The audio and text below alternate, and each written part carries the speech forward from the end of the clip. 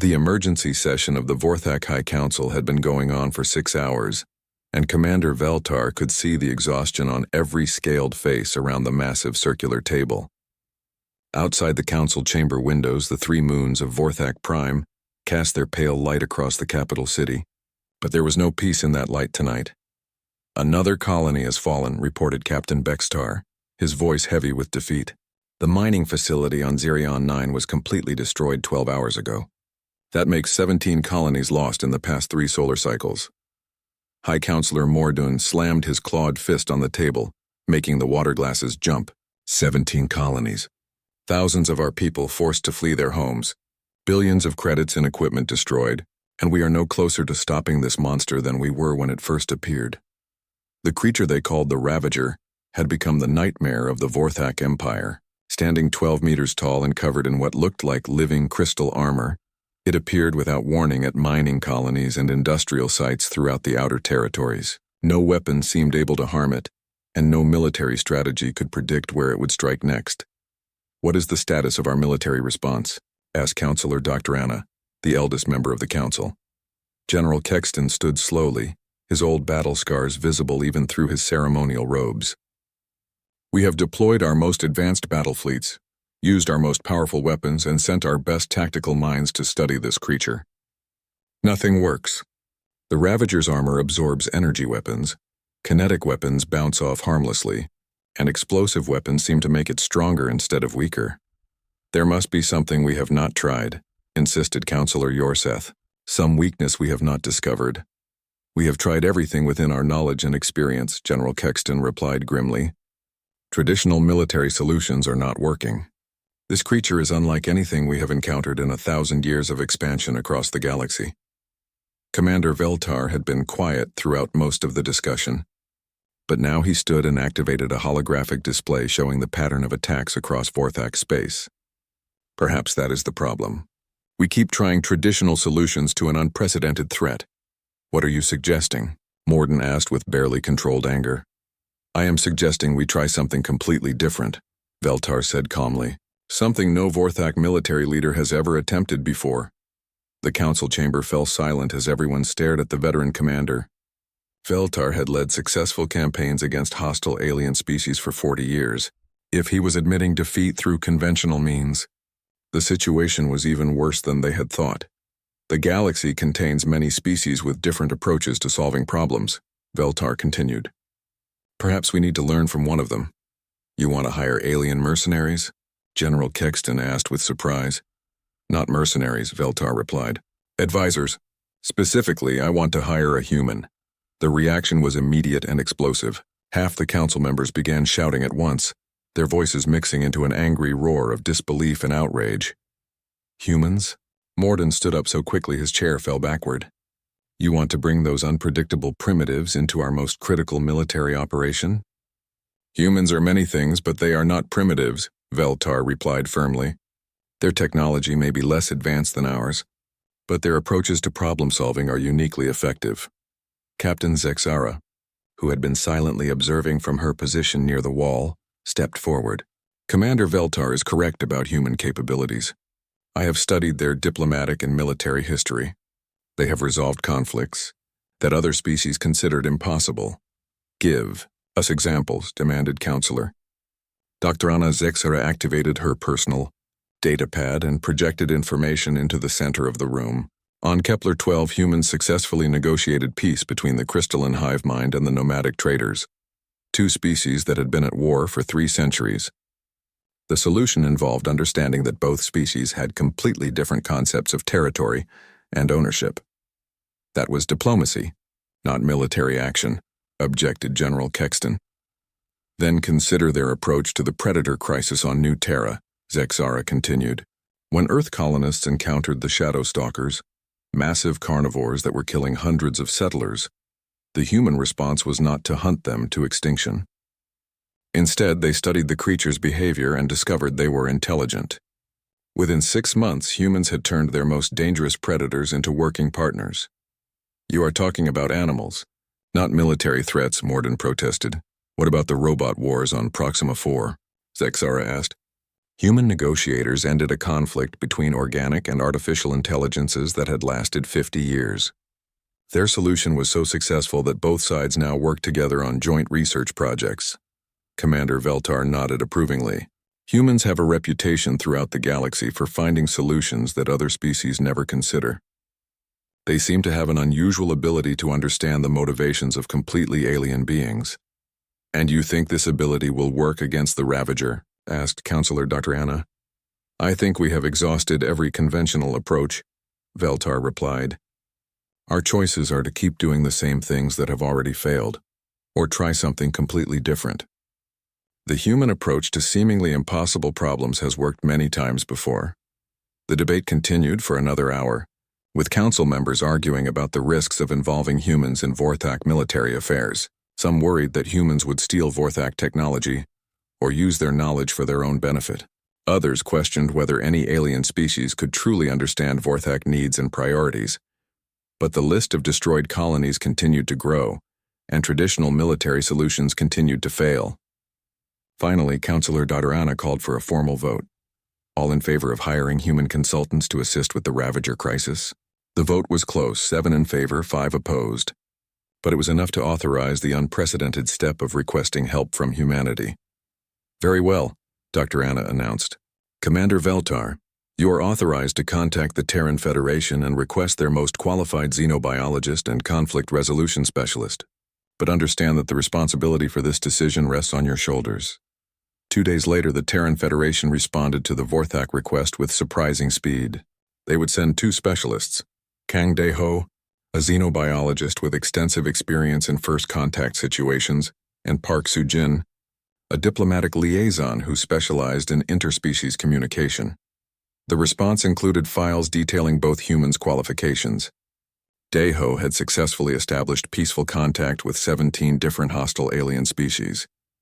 His methods involved extensive observation and analysis of alien behavior patterns before attempting any direct interaction. Soo-jin had developed communication protocols that were now used throughout the galaxy for first contact situations. "These humans have impressive credentials," Captain Zexara observed as she reviewed their files. Dae-ho's approach to the acid dragons of Sulfur 7 is particularly interesting. Instead of trying to fight creatures that could melt metal with their breath, he spent months learning their territorial behavior and migration patterns. "What was the result?" asked Commander Veltar. "The dragons became protectors of human mining operations instead of threats.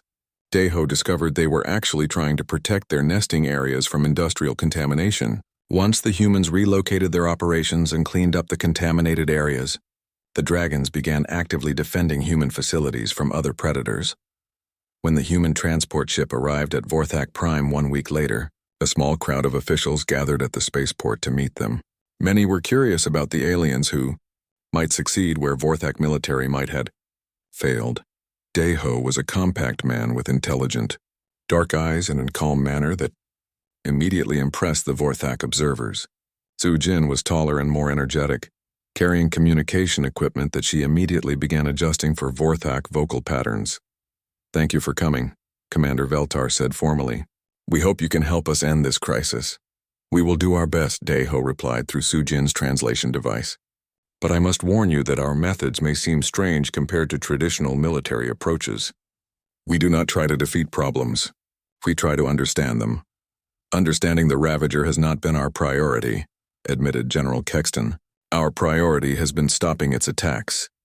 Perhaps that is why traditional approaches have failed," Soo-jin suggested diplomatically. "Sometimes the key to stopping a problem is discovering why it started in the first place." High Counselor Morden stepped forward with obvious skepticism. "The creature has destroyed 17 colonies and cost us billions in resources. What more do we need to understand beyond the fact that it is a threat to our civilization?" Dae-ho studied the council members for a moment before answering. "In my experience, creatures that appear to be mindless destroyers usually have very specific reasons for their behavior. The Ravager may not be attacking your colonies randomly. It may be trying to tell you something. What could a monster possibly have to tell us?" Morden demanded. "That remains to be discovered," Dae-ho replied calmly. "But I would like to begin by—" Dae-ho stood on the bridge of the Vorthak warship, watching the distant planet through the viewing screen. The mining world of Kepler-7 looked peaceful from space, but everyone knew the Ravager was down there. The creature had attacked 3 times in the past month, destroying entire mining facilities. You want to do what? Commander Veltar's voice rose in disbelief. His scaled face showed clear shock at Deho's request. I want to watch it attack, Deho said calmly. I need to see how it moves, how it behaves. You cannot understand something by only looking at the damage it leaves behind. Captain Zexara stepped forward. She was smaller than the other Vorthak officers, but her eyes showed sharp intelligence. The human has a point, Commander. We have been fighting this creature for 3 years, yet we know almost nothing about it beyond its ability to destroy.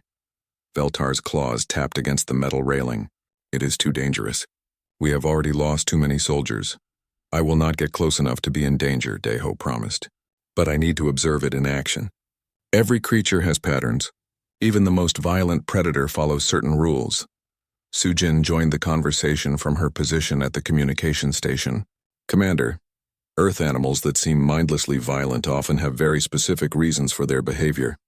Deho once spent 6 months watching acid-spitting rock lizards on Titan III before he figured out they were actually protecting their eggs. The discussion continued for an hour. Other officers joined in, most of them against the idea. They wanted to attack the Ravager with their biggest weapons, not sit and watch it destroy more property. Finally, Zexara offered a compromise. I will take a small observation ship with the human. We can stay at a safe distance and record everything. If the creature moves toward us, we will retreat immediately. Veltar was not happy, but he agreed. The next day, Zexara piloted a small scout ship toward Kepler-7 with Deho as her passenger. Sujin stayed on the main ship to monitor their communications. The planet's surface looked empty except for the large mining equipment scattered across the rocky ground. Some machines were still working, operated by remote control from orbit. The Vorthak miners had evacuated weeks ago after the last attack. The creature usually appears around midday, Zexara explained as they waited in the ship's shadow behind a large rock formation. Our scientists think it might be triggered by the heat from our mining lasers. Deho studied the mining site through his recording equipment. Something about the layout bothered him, but he could not identify what it was yet. The mining operation was arranged in straight lines, very organized and efficient. Then the ground began to shake. The Ravager burst from beneath the surface like a massive plant growing at incredible speed. Deho had seen the damage reports, but nothing had prepared him for the creature's actual size. It stood 12 meters tall, covered in what looked like living crystal armor that shifted colors in the sunlight. Recording everything, Deho whispered, his hands steady on the controls despite his racing heart. The creature moved toward the nearest mining laser, but it did not charge blindly. Instead, it walked carefully around certain pieces of equipment, while destroying others completely. Its massive claws tore through metal like paper, but Deho noticed it avoided stepping on smaller structures that looked like worker shelters. Look at that, he said, pointing at the screen. It is not destroying everything. It is choosing specific targets. Zexara leaned closer to watch. The creature had reached the main mining complex and was systematically destroying the largest machines, while leaving smaller ones untouched. Its movements were precise, almost careful. Why would it avoid some equipment but destroy others? She asked. Before Deho could answer, the Ravager did something unexpected. It stopped destroying machines and began making deep, rumbling sounds. The sounds had a pattern to them, like a complex song or language. Are you recording the audio? Deho asked urgently. Yes, everything is being recorded, Zexara confirmed. The creature continued its strange song for several minutes. Then it began moving again, but not to attack more equipment. Instead, it walked to a specific area of the mining site and began digging. Its claws moved earth and rock with surprising gentleness. What is it looking for? Zexara wondered aloud. The Ravager dug for 20 minutes before stopping. It had created a perfect circle in the ground about 10 meters across. The creature stared at the empty hole for a long time, making softer sounds that almost seemed sad. Then, without warning, it looked directly at their hiding spot. It knows we are here, Zexara whispered, her hand moving toward the ship's weapon controls. But the creature did not attack. Instead, it made a different sound, higher pitched than before, almost like a question. Do not move, Deho said quietly. I think it is trying to communicate. The Ravager took one step toward them, then stopped. It made the questioning sound again, tilting its massive head to one side. For several tense minutes, Human and Vorthak stared at the ancient creature while it stared back at them. Finally, the Ravager turned away. It walked back to the hole it had dug, made one final sad sound, and disappeared back underground as quickly as it had appeared. The mining site was quiet again, but everything had changed. Back on the main ship, Daeho spent hours analyzing the recordings while Sujin worked on the audio patterns. Commander Veltar and his officers gathered around to hear the report. The creature is not randomly violent, Daeho began. Its attacks follow specific patterns. It destroys large industrial equipment but avoids smaller structures. It seems to be looking for something in specific locations. Looking for what? Veltar demanded. I do not know yet, but I have a theory. Captain Zexara, you mentioned that your people have been mining this region for several years. What was here before the mining began? Zexara thought for a moment. The geological survey showed it was mostly empty land. Some ancient rock formations, but nothing valuable until we found the mineral deposits underground. Ancient rock formations, Daeho repeated. What kind of formations?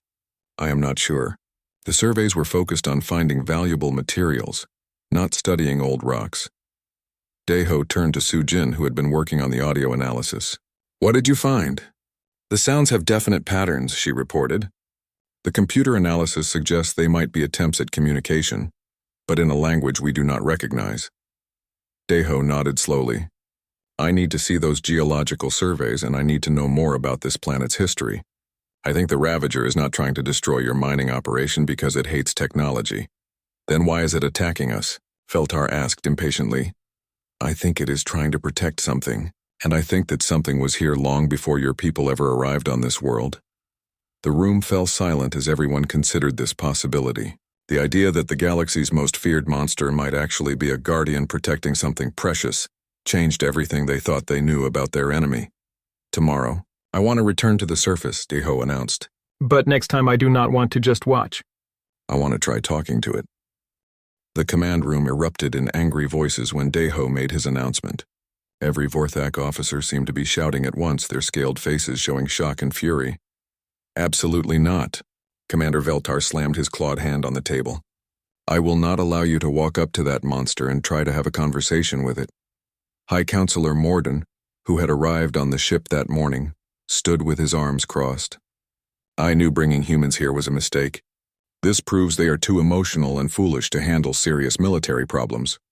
But Captain Zexara stepped forward, her voice calm but firm. Wait, before we reject this idea, we should consider what we learned yesterday. The creature's behavior was not random. It was purposeful. It destroyed 3 billion credits worth of mining equipment, another officer shouted.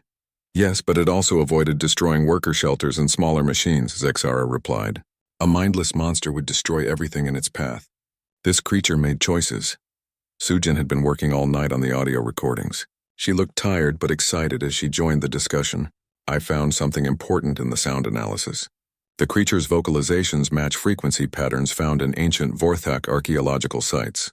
The room became quieter. Ancient Vorthak history was still largely unknown, even to the Vorthak themselves. What does that mean? Veltar asked. It means the creature might be connected to your people's past. Daeho explained. I spent the night studying your historical records. This region of space has Vorthak archaeological sites dating back thousands of years. Morden made a dismissive gesture. Ancient history has nothing to do with our current problem.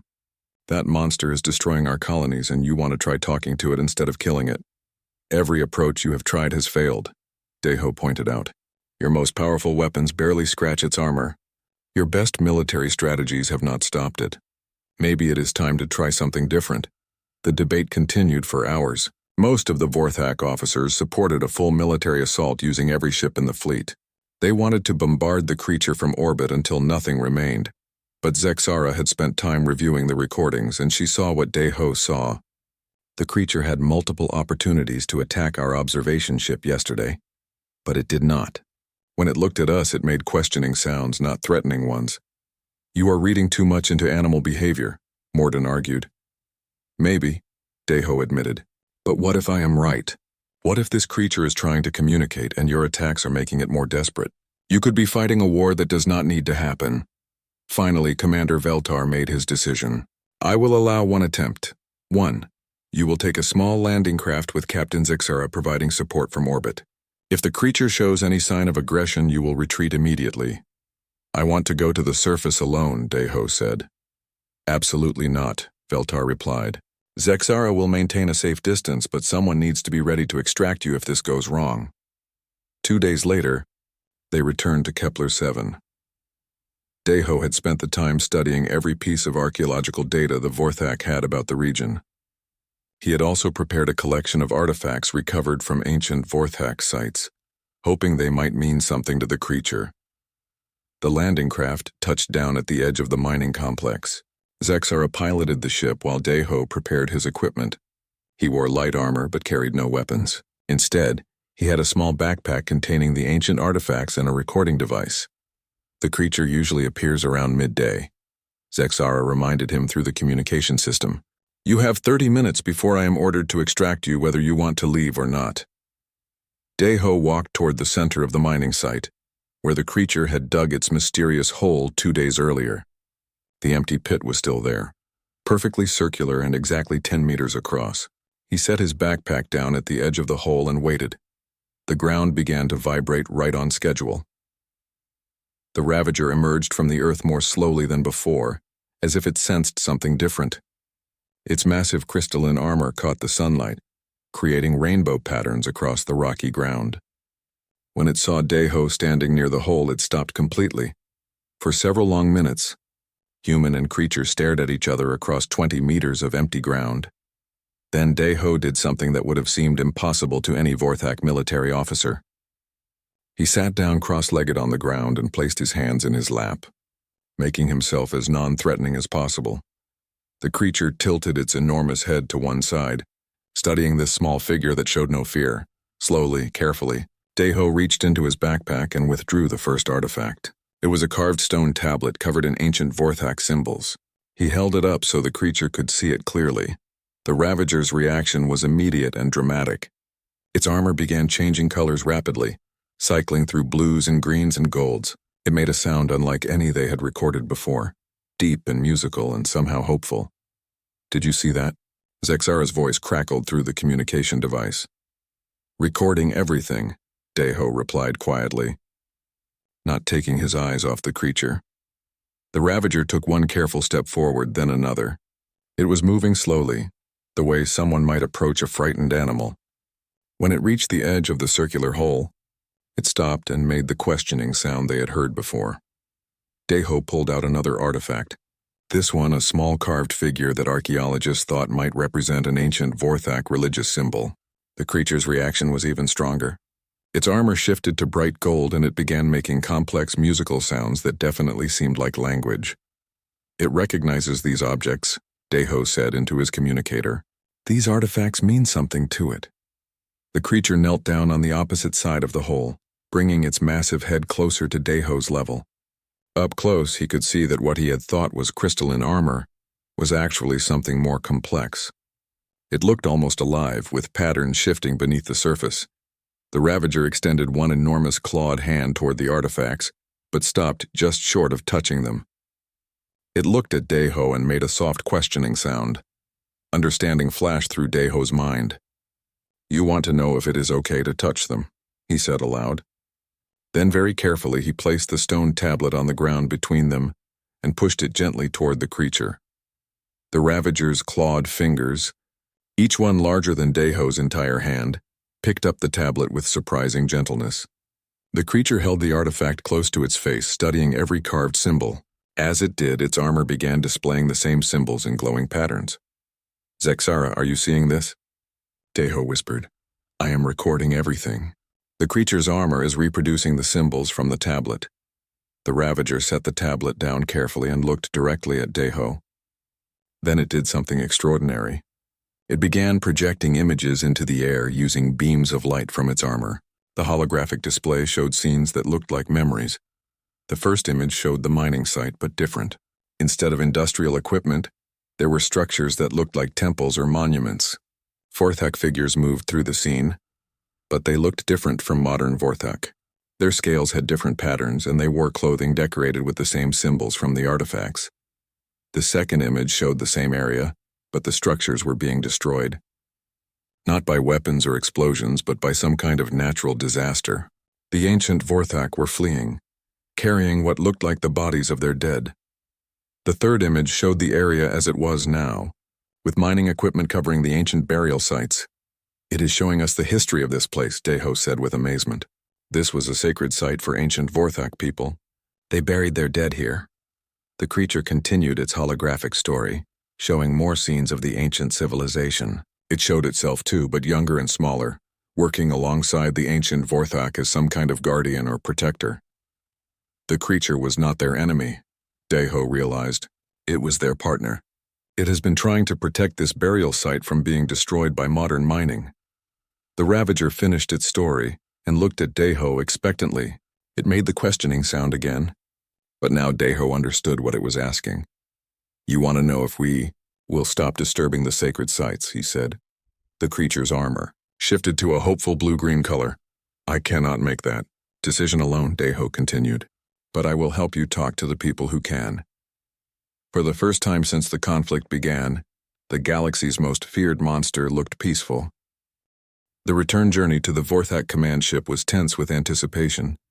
Deho sat quietly in the passenger seat while Zexara piloted their small craft through space. Both of them knew that the holographic images they had witnessed would change everything, but they also knew that convincing the Vorthak leadership would not be easy. "Do you really believe what we saw down there?" Zexara asked as they docked with the main ship. "The creature had no reason to lie to us," Deho replied, "and the artifacts we brought clearly meant something to it. Those symbols on its armor matched the carvings exactly." Commander Veltar was waiting for them in the docking bay with a full security team. His expression was grim as he watched Deho emerge from the landing craft carrying the backpack of artifacts.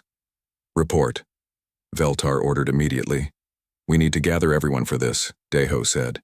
"What we learned changes everything about this conflict." Within an hour, the command room was packed with officers and scientists. High Counselor Morden had called in additional political representatives via long-range communication. The mood was skeptical, with many voices expressing doubt before Deho even began his presentation. Sujin had prepared the holographic recordings for display on the main viewing screen. "Before we show you what the creature shared with us, you need to understand something important," she began.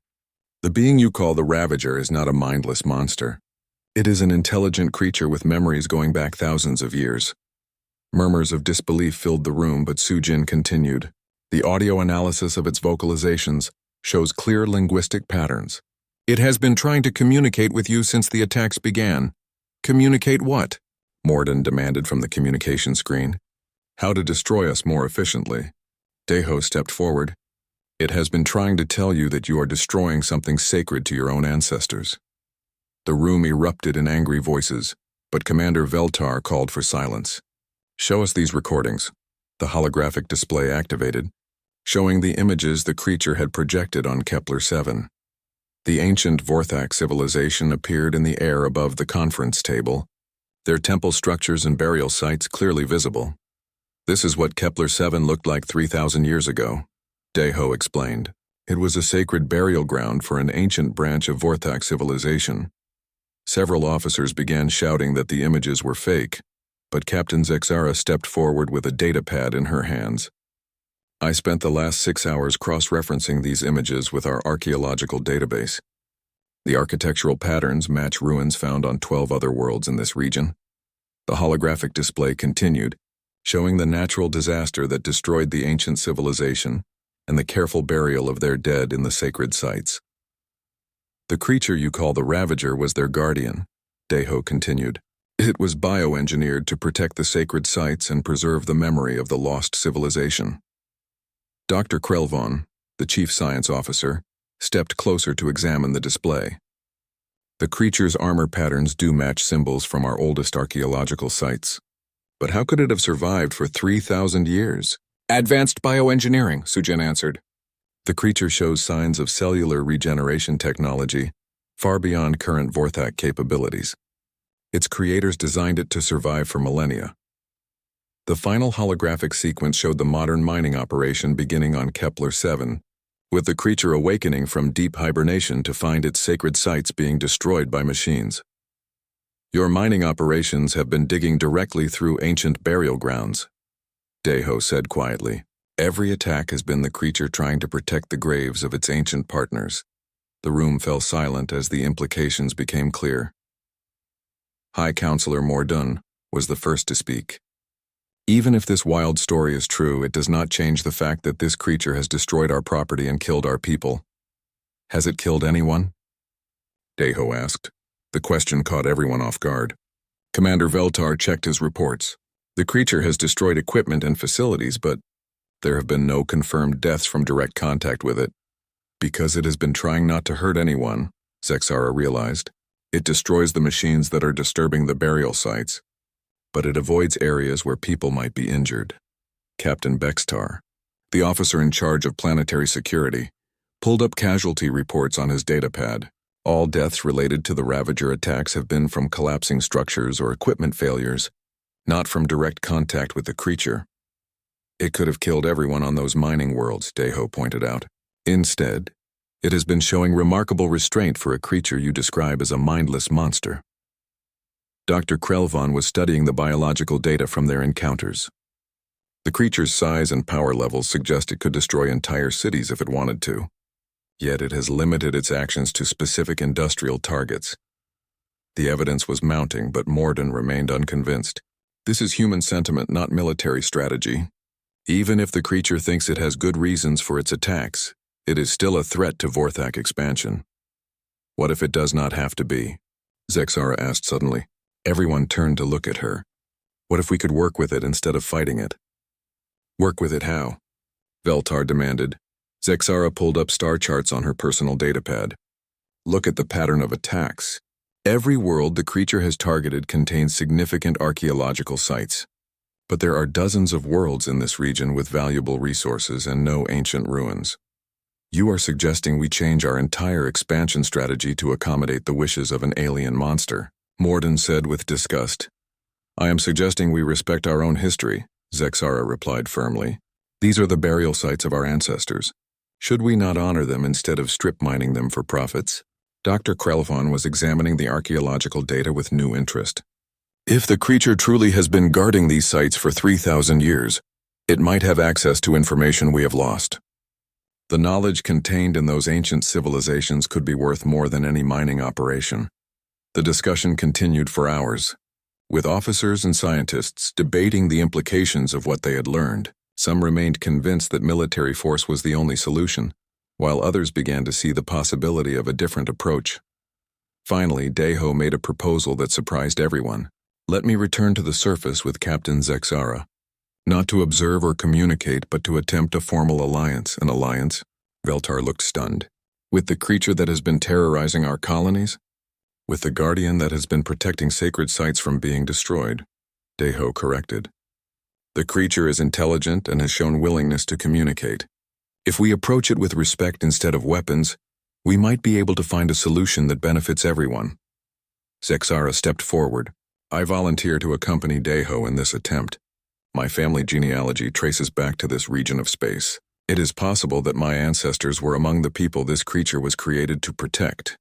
The room erupted in arguments again, but this time there was a different quality to the debate. Instead of discussing how to destroy the creature, they were discussing whether it was possible to make peace with it. Commander Veltar looked tired and uncertain. The military solutions had all failed, and his people were running out of options. What exactly are you proposing? A formal first contact protocol, Sujin answered. We treat the creature as what it is, an intelligent being with legitimate concerns about the protection of sacred sites. We negotiate a treaty that respects both Vorthak expansion needs and the creature's guardianship duties. And if the creature refuses to negotiate? Morden asked. Then we will be no worse off than we are now, Deho replied.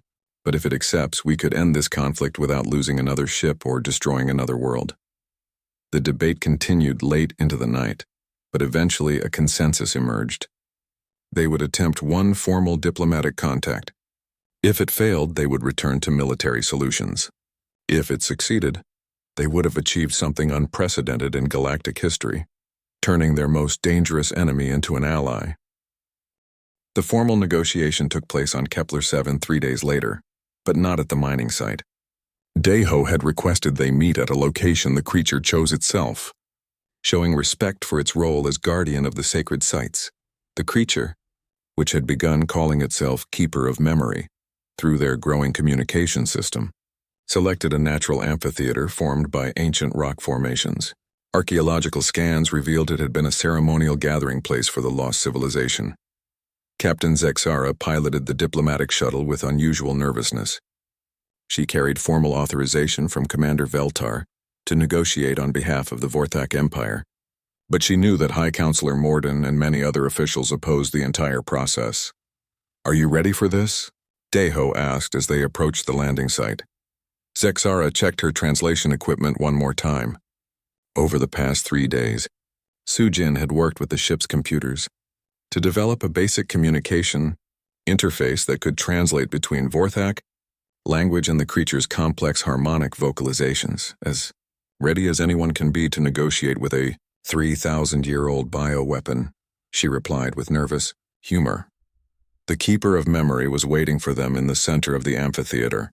In the ancient setting, it looked less like a monster and more like what it truly was, a guardian created to protect something precious. Its crystalline armor reflected the afternoon sunlight, creating patterns that matched the carved symbols on the surrounding stone formations. "Greetings, Keeper of Memory," Deho said formally as they approached. The translation device converted his words into the harmonic tones the creature understood. The Keeper's response came through their speakers as translated words. "Greetings, Speaker for the living Vorthak. You have returned as promised." Over the past few days, the creature had begun using names for them based on their roles. Deho was the Speaker for the living Vorthak, while Zexara was called the Descendant of the Ancient Ones. The names showed how the creature understood their relationship to the situation. "We come to offer formal alliance between your guardianship and our people," Zexara said, her voice steady despite her nervousness. "We wish to honor the ancient sites while also building homes for the living Vorthak." The Keeper's armor shifted to thoughtful blue patterns. "The living Vorthak seek to take from sacred grounds. How can there be alliance when your machines destroy the resting places of the Ancient Ones? We can designate the sacred sites as protected areas," Deho explained. "No mining, no construction, no disturbance of any kind. In exchange, you would help us identify valuable resources in other areas that have no archaeological significance." This was the key proposal they had developed. The Keeper's ancient knowledge could guide Vorthak expansion away from sacred sites and toward equally valuable resources that would not violate any burial grounds. The creature considered this for several minutes, its armor cycling through different color patterns. The Deho had learned indicated deep thought. The Ancient Ones created the Keeper to guard their memory and protect their sacred places, it finally responded. But they also created the Keeper to help the living ones learn from the wisdom of those who came before. "Alliance is possible if the living Vorthak truly wish to honor both the dead and the living." Zexara stepped forward. "What would such an alliance require?" "A bond partner among the living Vorthak," the Keeper replied. In ancient times, the Keeper worked through chosen partners who could share knowledge and understanding between the Guardian and the people. Without such a partner, the Keeper cannot properly serve the living ones. The translation was unclear, so Deho asked for clarification. "What kind of bond are you describing?" The Keeper's next response came with holographic images showing ancient Vorthak, working alongside smaller versions of guardian creatures. The partnerships appeared to involve some kind of mental or biological connection that allowed direct communication and shared knowledge. A symbiotic neural link. Sujin's voice crackled through their communication system from orbit.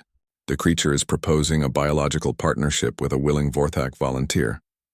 Zexara's scales showed the color changes that indicated fear, but her voice remained steady. "What would happen to the Vorthak partner in such a bond?" "The descendant of the Ancient Ones would gain access to the memory knowledge of 3,000 years, the Keeper explained. The Keeper would gain understanding of how the living Vorthak have changed and grown. Both would be enhanced, not diminished. "Is the process reversible?" Deho asked, concerned for his friend's safety. "The ancient bonds were permanent but not harmful," the Keeper replied. "Partners lived full lives with expanded knowledge and abilities. The bond brought wisdom, not slavery. Zexara was quiet for a long time, studying the holographic images of ancient partnerships. Finally, she spoke. If I agreed to this bond, what would it mean for our negotiations? Alliance would become possible. The Keeper would share knowledge of resource locations throughout this region of space. The living Vorthak would gain access to ancient technologies preserved in the Keeper's memory. Sacred sites would be protected, but expansion would continue in appropriate areas. It was an incredible offer, but also a tremendous risk. No modern Vorthak had ever attempted anything like a neural bond with an alien creature, especially one as powerful as the Keeper. I need time to consider this, Zexara said. Time will be given, the Keeper replied. But know that without a bond partner, the Keeper cannot guarantee peaceful solutions to future conflicts. The living Vorthak continue to expand, and there are many sacred sites in their path. The implied threat was clear. Without an alliance, the conflicts would continue, and probably get worse as Vorthak expansion encountered more ancient burial grounds. That evening, back on the command ship, Zexara faced the most difficult decision of her life. The command staff was divided about the proposed alliance. Commander Veltar supported the idea because military solutions had failed. Dr. Krelvon was excited about accessing ancient technologies, but many officers worried about the risks of biological bonding with an unknown alien creature. High Counselor Morden was completely opposed. This is exactly the kind of dangerous thinking we get when we trust humans, he declared via long-range communication. Now they want one of our people to permanently link their mind with an alien monster. The creature is not a monster, Zexara replied firmly. It is a guardian doing its job, and the knowledge it offers could advance our civilization by centuries. Or it could be a trap designed to take control of Vorthak minds, Morden countered. The debate continued for hours, but ultimately the decision rested with Zexara herself. She was the volunteer, and Vorthak military protocol gave individual officers the right to accept dangerous missions if they chose. Deho found her in the observation lounge late that night, staring out at the stars. Are you going to do it? He asked quietly. I think so, she replied. My family genealogy really does trace back to this region. My ancestors might have been among the people the Keeper was created to protect. There is a certain poetic justice in their descendant becoming its new partner. It is dangerous, Deho warned. We do not fully understand what the bonding process involves. Everything worthwhile is dangerous, Zexara said with a slight smile. Besides, you humans have a saying about this kind of situation, do you not? Sometimes you have to take a leap of faith. 2 days later, they returned to Kepler 7 for the bonding ceremony. Commander Veltar had agreed to allow the attempt, but he stationed the entire fleet in orbit as a precaution. The Keeper had prepared a special location for the bonding, a perfectly preserved ancient temple that had been hidden beneath the surface for 3,000 years. The chamber was filled with the same symbols they had seen on the artifacts, but these glowed with an inner light that suggested they were not just decorations. The bonding chamber of the Ancient Ones, the Keeper explained as they descended into the underground temple. Here the first partnerships were formed between Guardians and the living Vorthak. Zexara felt a strange sense of familiarity as they entered the chamber. The architectural style was ancient, but something about it felt like home. My ancestors were here, she said with certainty. Yes, the Keeper confirmed. The descendant of the Ancient Ones carries the genetic patterns of the temple builders. The bond will be strong because of this connection. Deho monitored everything through his recording equipment, while Sujin maintained communication with the orbiting fleet. Medical sensors tracked Zexara's vital signs as she approached the center of the chamber. The bonding process was surprisingly gentle. The Keeper placed one massive clawed hand on a glowing crystal formation, while Zexara placed her smaller hand on the opposite side. Energy flowed between them, visible as streams of light that connected Guardian and Vorthak. I can see the memories, Zexara whispered, her eyes wide with wonder. 3,000 years of history flowing through my mind, the rise and fall of civilizations, the secrets of ancient technologies, the locations of resources throughout the galaxy.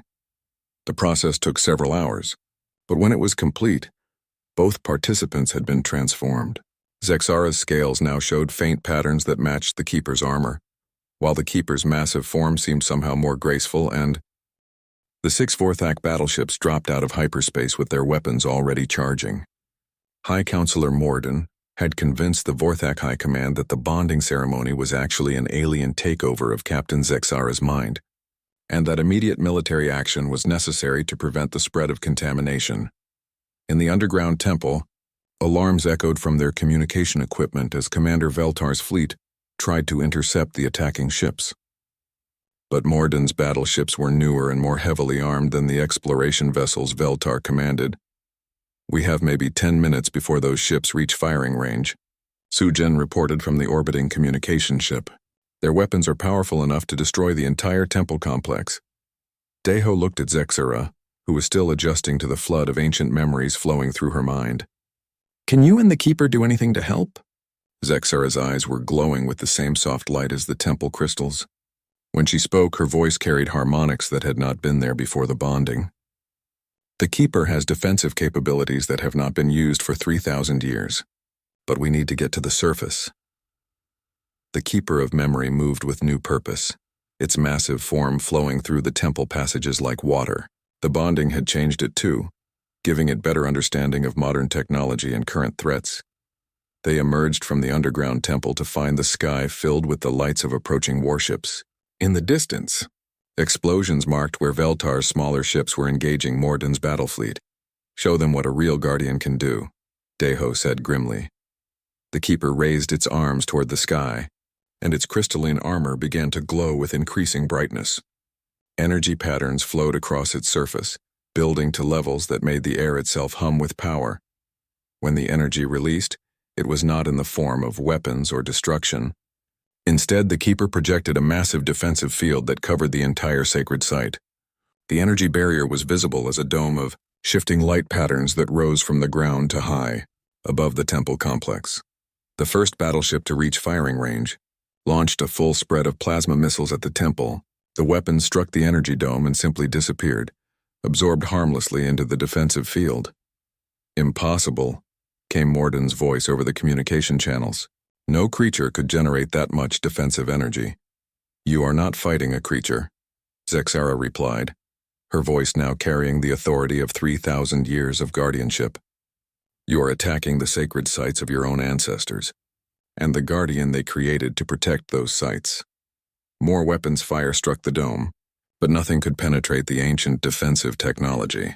The Keeper had been designed to protect sacred sites from any threat, and modern Vorthak weapons were no match for biotechnology that had been perfected over millennia. But the real shock came when Zexara began transmitting archaeological data directly from the Keeper's memory banks to every ship in the system. The historical records showed the true scope of the ancient civilization and the incredible technologies they had developed.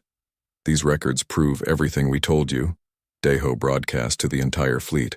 "The Keeper is not your enemy. It is the Guardian of your heritage, and it offers knowledge that could advance your civilization beyond anything you can imagine." Dr. Krelvan's voice came from one of Veltar's ships, where he had been analyzing the transmitted data. "The technological specifications in these records are centuries ahead of our current capabilities. The medical advances alone could extend Vorthak lifespans by hundreds of years." The bombardment gradually stopped as ship commanders throughout the fleet began studying the transmitted information.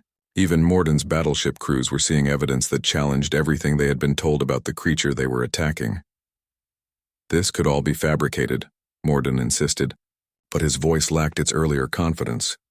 "Then explain how a bioweapon learned to generate archaeological data that matches sites throughout Vorthak space," Commander Veltar replied. His exploration ships had discovered dozens of ancient ruins over the years, and the Keeper's records provided context for all of them. The standoff continued for several tense hours, with Morden's ships maintaining attack positions, while Veltar's forces protected the temple site. But gradually the weight of evidence became overwhelming. The breakthrough came when Zexara transmitted the complete star charts showing resource locations throughout the region. The ancient civilization had mapped mineral deposits, energy sources, and habitable worlds across dozens of star systems. Most importantly, they had clearly marked which areas were sacred sites and which were available for development. "There are enough resources in the non-sacred areas to support Vorthak expansion for the next 1,000 years," Zexara reported. "The Guardian offers to share all of this knowledge in exchange for protection of the ancient burial sites." One by one, The ship commanders began to understand that they were being offered something far more valuable than what they could gain through conquest. The ancient knowledge included technologies for faster-than-light travel, advanced medical treatments, sustainable energy generation, and terraforming techniques that could turn dead worlds into garden paradises. Finally, even Morden was forced to acknowledge the situation. If this alliance is real, what guarantees do we have that the creature will honor its agreements? The Keeper's response came through Zexara's enhanced voice, carrying harmonics that somehow conveyed absolute sincerity. The Guardian was created to serve the living Vorthak as well as honor the Ancient Ones. For 3,000 years, the Guardian has waited for the living Vorthak to remember their heritage and accept the partnership their ancestors designed. The crisis ended not with explosions, but with the signing of the most unprecedented treaty in galactic history. The Alliance of Memory established the Keeper as the official guardian of all Vorthak sacred sites, while the Vorthak Empire agreed to respect and protect those sites in perpetuity. 3 months later, the benefits of the alliance were already transforming Vorthak civilization. New medical centers used ancient biotechnology to heal injuries that had previously been permanent. Starships powered by ancient energy systems could travel faster and farther than ever before. Agricultural worlds produced harvests that exceeded anything in recorded history. Captain Zexara, now bearing the title Guardian Partner, worked with archaeological teams to identify and protect sacred sites throughout Vorthak space. Her bonding with the Keeper had enhanced her abilities without diminishing her personality, proving that the ancient partnerships had been symbiotic rather than parasitic. The Keeper itself had found new purpose in its role as teacher and guide. Instead of simply guarding empty ruins, it now helped living beings understand and benefit from the wisdom of the past. Commander Veltar, promoted to Supreme Commander of the reformed Vorthak fleet, established new protocols for exploration that prioritized cultural preservation alongside resource development. We learned that our greatest treasures were not the minerals we could mine, but the knowledge we had forgotten, he often said in his speeches. Other alien civilizations began requesting similar partnerships after news of the Vorthak transformation spread throughout the galaxy. Deho found himself busier than ever, helping various species resolve conflicts through understanding rather than warfare. The success on Kepler-7 led to the establishment of a new diplomatic philosophy that became known throughout the galaxy as the human approach. Instead of assuming that conflict required violent solutions, diplomats began looking for underlying causes and hidden connections that might transform enemies into allies. Su Jin remained on Vorthak Prime as the first permanent human ambassador, overseeing cultural exchange programs and helping other species learn the techniques that had made the alliance possible. Her reports to Earth described a galaxy where cooperation was becoming more common than conquest. On the anniversary of the first alliance, a ceremony was held at the restored temple on Kepler-7. Representatives from dozens of species came to witness the dedication of the site as a galactic monument to the power of understanding over violence. The Keeper of Memory stood beside its partner, Zexara, as they watched delegations from across the galaxy, paying respect to the ancient sites. The creature that had once been feared as a destroyer was now honored as a teacher and protector. The Ancient Ones would be pleased to see their sacred sites protected and their knowledge shared with new generations, the Keeper said through the translation, systems that now allowed it to communicate with any species. Deho smiled as he watched children from multiple species playing together in the temple gardens that had been planted around the ancient ruins. I think they would be even more pleased to see how their guardian helped create peace instead of war. The galaxy had learned an important lesson from the human approach to the Vorthak crisis. Sometimes the most dangerous enemies could become the most valuable allies, if someone was willing to listen instead of fight and seek understanding instead of victory. In the years that followed, the Alliance of Memory became the foundation for a new galactic civilization, based on cooperation, respect for history, and the recognition that diversity of knowledge and experience made everyone stronger.